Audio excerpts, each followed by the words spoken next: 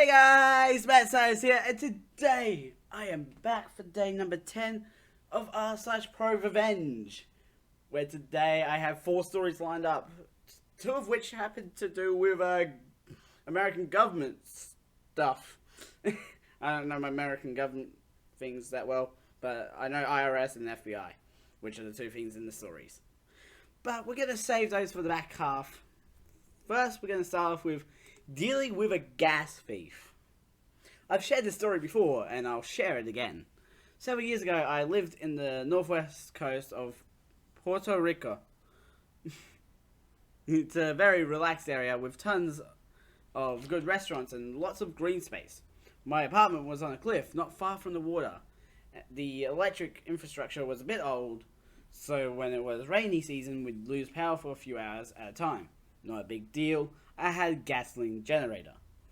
Enter a new neighbor. He lived 2 doors down from me and drove an amazing custom Chevy van from the 70s. All it needed was an epic airbrush wizard on the side. Sadly though, that's where anything good about him ended. I caught him taking gas out of an orange jug I'd leave outside in case the generator ran out. Although I saw him do it and called him out on it, he denied it and played stupid. So after the second time, I took all of the gas in the jug, filled the generator with it, and put the rest in my car. Then I went to the nearest gas station that had diesel and filled it up with diesel. A few days later, I am woken up by a tow truck backing up to pick up his now disabled van. I looked out the window and you could see the anger on his face. He moved out the next month, and from what I gathered from talking to people in the community, he was a general piece of shit human, and what happened to him was deserved. It's like, I have to lightly side with the thief, because you're leaving the jug of gas just out in the open. Like, if it's in a closet, like, if it's locked behind a closet or something like that, at that point I'd be like, okay, yes, that's stealing. But if it was just out in the open, he probably just thought that he could use it. Like, I rarely play devil's advocate, but I'm playing it a little bit for this guy. But diesel doesn't work well with gas engines. Yeah. Okay. Revenge is best served frozen. We don't own a car and live at the end of a cul-de-sac. I have people use my driveway all the time to turn around. It's not a huge deal. A little annoying when they say compact snow and it's harder. When they compact the snow and it's harder to shovel, but whatever. One of my neighbours had a ride service come pick up their child every day. The van would park in my spot and begin honking at like 8 a.m. I worked nights at the time. Half the time, he'd parked on my grass. I told my neighbour that I don't overly mind my spot being used, but not if he's going to honk like that every morning, and especially not if he's going to drive over what little lawn I have every time. She spoke with him. He ignored it. I spoke with him and got, "What's your problem, man? It's not like you're using it." To which I repeated that I don't mind him using it if he stays off my grass and doesn't honk every morning. Apparently suggesting he wait until the kid notices he's there, or, God forbid, he have to drag his ass out of the car to knock on a door. That was just ridiculous and inhumane of me. So I left the recycle bin at the foot of my driveway. He just ran over it. I called the dispatch for the ride service and was told they are subcontractors and technically self-employed, but they will pass along the message. I wake up the next day to pounding on my door. Dude is pissed. Him. "How dare you call my boss, you stupid piece of shit? What the fuck is wrong with you?" Well, it's quite simple. You were told not to use my driveway if you're going to park on my lawn and wake me up every morning. Now get off my doorstep. I'll sue you if I lose my job because of you. You've been warned. Don't trespass on my driveway or property again. dude storms off in a huff, spouting obscenities, etc. So this happened on a Thursday. The kids have a PD like the next day, and it's supposed to be one of those delightful Canadian weekends where it drops to like minus 40 degrees Celsius. For my American friends, minus 40 is where Celsius and Fahrenheit meet up, so it's freaking cold, lol. So that night I grabbed one of my more beat up plastic garbage bins, made sure to plug all the holes with a generous amount of duct tape, stuck a sign on it that read private property, driveway not for public use, and proceeded to fill it to the brim with water. Now before anyone thinks I'm a jerk, willing to potentially endanger the other kids in the car, I like to point out that my neighbour's kid is the first to be picked up, so it's just him in the car. Cue Monday morning, he sees the garbage can, backs up a bit more and defiantly charges the garbage can as if to teach me a lesson, and proceeds to cause some pretty serious damage to the front end of his car. Dude gets out fuming, calls the cops, and comes pounding on my door screaming about how I'm going to buy him a new car, and that I'm about to be arrested. Cop, so let me make sure I understand this situation. He asked you not to park here if you couldn't refrain from honking, then warned you not to park here and put up a barrier. Now you expect him to be charged and paid for damages you caused yourself to your vehicle in an attempt to destroy his own personal property. I'll never forget the look on his face when the officer said, "Yeah, that's not how this works," and turned to me and asking if I wanted to pursue charges for him damaging my personal property. I just gave him the most shit-eating grin I could muster and said, "Nah, I think we're good." And I then went back inside to enjoy a morning coffee while watching him from my kitchen window as he paced back and forth in the cold, waiting for a tow truck and having to call the company he works for to explain why they needed to send out another driver to complete his route. More edits with later. No, I never saw him again. As far as the police officer, I wasn't aware that it wasn't up to me, and he didn't say anything about it either. I assume he really didn't want to have to bother with the paperwork and thought I may have gotten upset if he said, "Well, I don't see the need to press charges at this point." So he made it seem like it was my choice. So I'm somewhat lazy and would likely do the same. A cul-de-sac can also be used to describe a street with no exit, which is exactly where my home is. It's easier for them to use my driveway than three-point turn their way out like Austin Powers. Getting a lot of references in this episode, I guess. I was drinking morning coffee because they were 6 p.m. to 2 a.m. shifts. So nights, but not quite overnights, and I usually got up around 10 a.m. Every time he'd wake me up around 8 or so, I wouldn't be able to get back to sleep. Hence why I needed him to stop. Finally, I really appreciate all the love and comments this post has received. I assumed a few would get a laugh, but holy crap, I wasn't prepared for this kind of reaction. I just... Revenge was best served frozen. And in the bin. It's like, which will win? Trash or trash?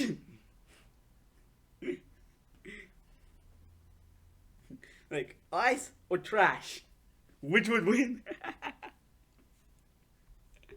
Okay, let's go to the FBI. Want a friend to kill me? Then go be creepy with little girls. Have fun dealing with the FBI. After I broke up with my ex, I would keep tabs on him. Rumours, hearsay, friendly whispers, and public social media posts alike, due to the threat of violence. He'd occasionally post something about burning down my house, or he'd text a mutual friend and try to figure out where I had moved to, so I felt justified. And we live in a very small town, so gossip flowed like honey. In reality, I was assuaging my anxiety by exerting what little control I could in that particular area in my life. Everything ended up documented for legal reasons to give it more legitimacy. I cannot speak. At the time, friendly custody talks had broken down into, we need attorneys to mediate, and due to the fact that I wouldn't release my daughter into his care without a custody agreement. I started to receive threats from both him and his family, mostly along the lines of, if you're gone, the baby will be ours. One specific threat that still sticks with me was to burn down my apartment building, prompting me to move. My social worker / court appointed attorney never received the requested documents for custody, so my concerns went from legal issues to my own physical safety rather quickly. After a while, it went from so-and-so is threatening you online to, did you hear that so-and-so got kicked out of where he was staying for trying to sleep with his roommate's 12-year-old cousin? Oh, fuck. So-and-so isn't allowed near this person's 14-year-old daughter anymore because they caught him texting her nude. Oh, Jesus Christ. We're going that route, are we? I heard about 3 different younger girls who had potentially been victimized by this dude, which was believable. He had sued me when I was 19 and he was 26, and I looked very young for my age.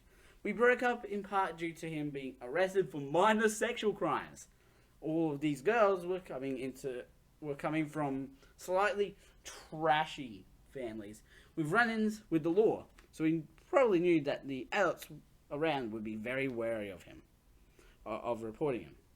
So I reported him, and all of the online handles I knew he used to the motherfucking FBI. Straight up went to the Center of Missing and Exploited Children on his ass. Not 2 months later, I get a message from someone saying, did you hear that so-and-so got arrested in a sting? He had been trying to sleep with this 12-year-old girl offline, and when he went to meet up with her, it ended up being a setup with the state police or something. He caught extra charges thanks to the whips and handcuffs he had in his backpack. Now he's in jail and a registered sex offender. If he had just not threatened me, I never would have paid attention to gossip concerning him, and he probably would have got away with his shit for years. Woo, boy! Handcuffs and whips! Yikes! Really likes the Indiana Jones style, or if you're gonna go the more sexual route, Catwoman.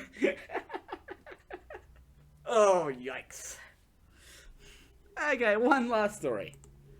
Scumbag aunt ripped off my grandma for years. I put my nose in her business and had the IRS financially screw her. This is going to be long, so TLDR, aunt screwed my screwed over my grandma for years. I put my nose in her business, got parents wise on the fraud, and eventually reported her to the IRS. The long dick of the IRS bankrupted her and her husband, and now they are destitute and too old to work. This happened about 5 years ago.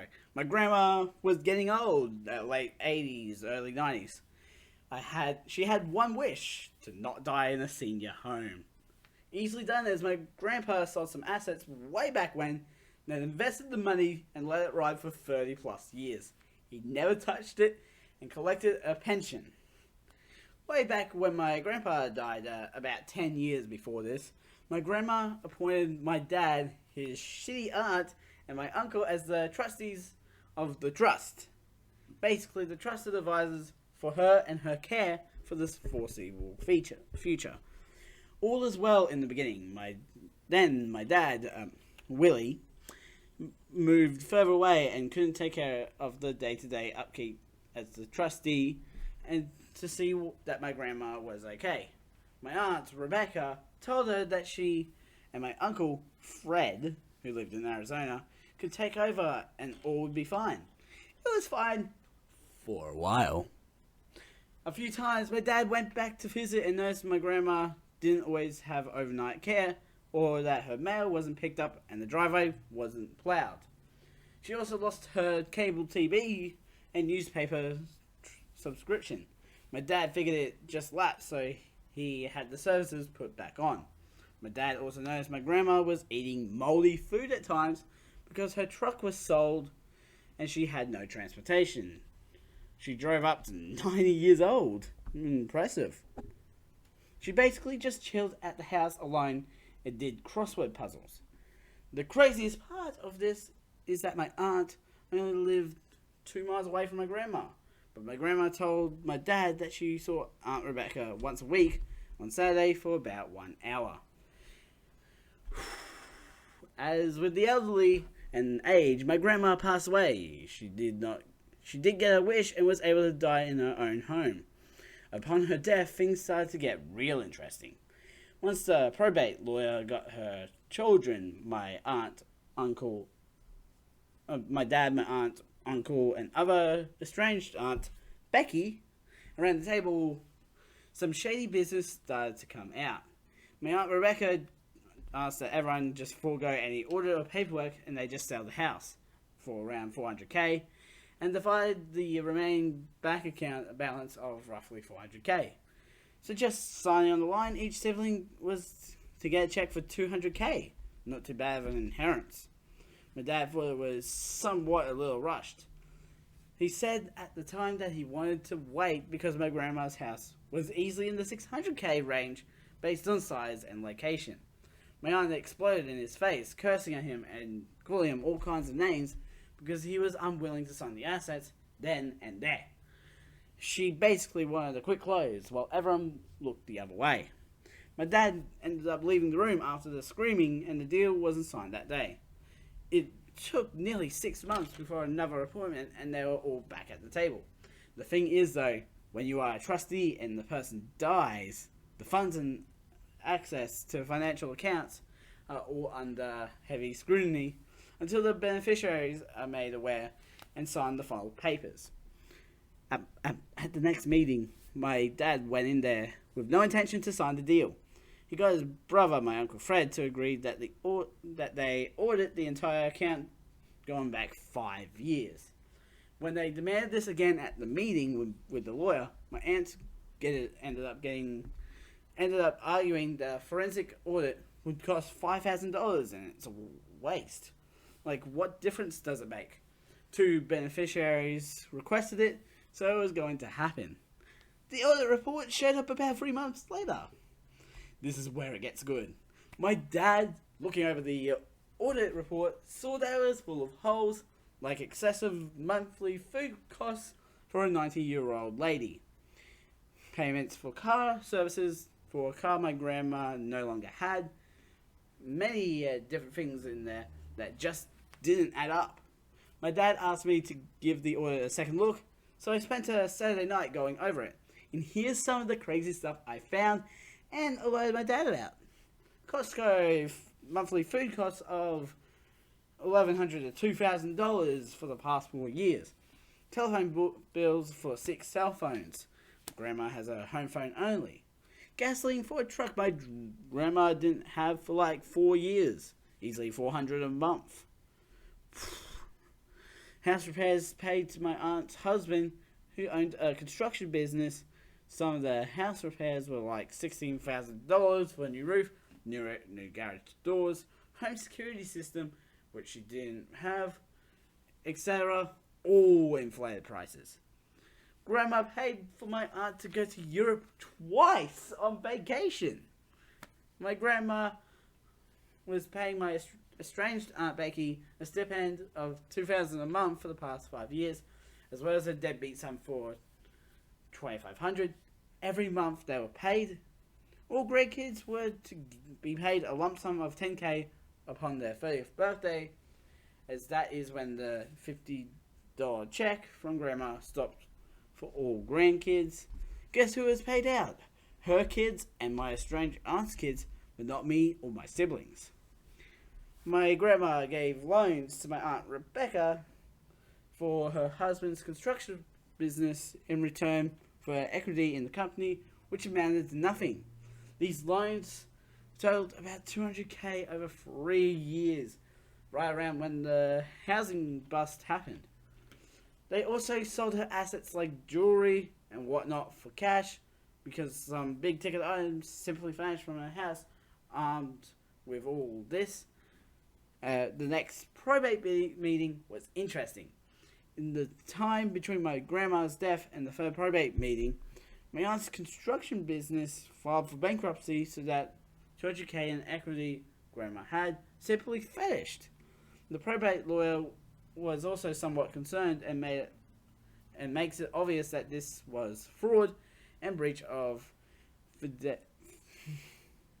fiduciary duty, where my aunt could actually get real prison time.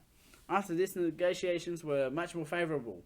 My aunt got nothing, literally zero. My other aunt received $25K after all of the stipend payments.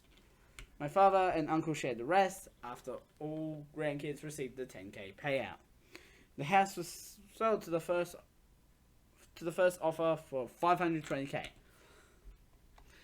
That was the irregular revenge for any treacherous bitch that ripped off grandma and had her eating moldy food.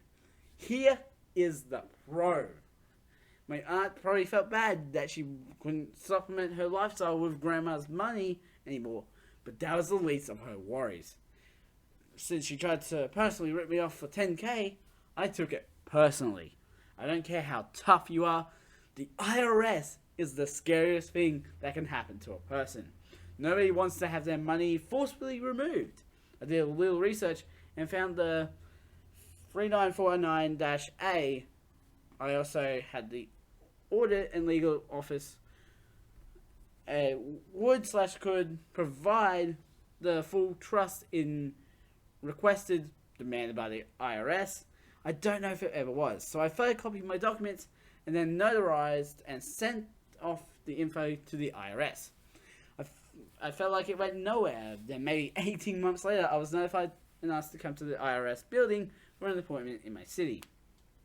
The agent went over all the details, what they found in their research, and then they asked for a sworn statement. It turns out my aunt didn't declare anything like $1.2 million in additional income over 5 years, and as such, she owed the IRS around $420K plus penalties. There was no way she was going to pay that on a teacher's pension, and after her husband's bankrupt his business.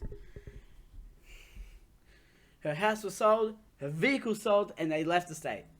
Aunt and uncle now live in a depressing desert town like this in the southwest. The IRS paid me around $60K about 3 months after the appointment. She should have paid that $10K. I love how it's just like, I don't need to pay you the $10K. Like, so I'm going to just take it for myself. And yes, everyone is scared of the IRS. IRS is the scariest thing ever. Not even the Joker messes with the IRS. Anyway, I'm going to end this episode here. Links will be in the description to my main channel and also the second channel, where there's links to the playlist in the last episode. Go check them out. It is madness incarnate. The longest series I've ever done.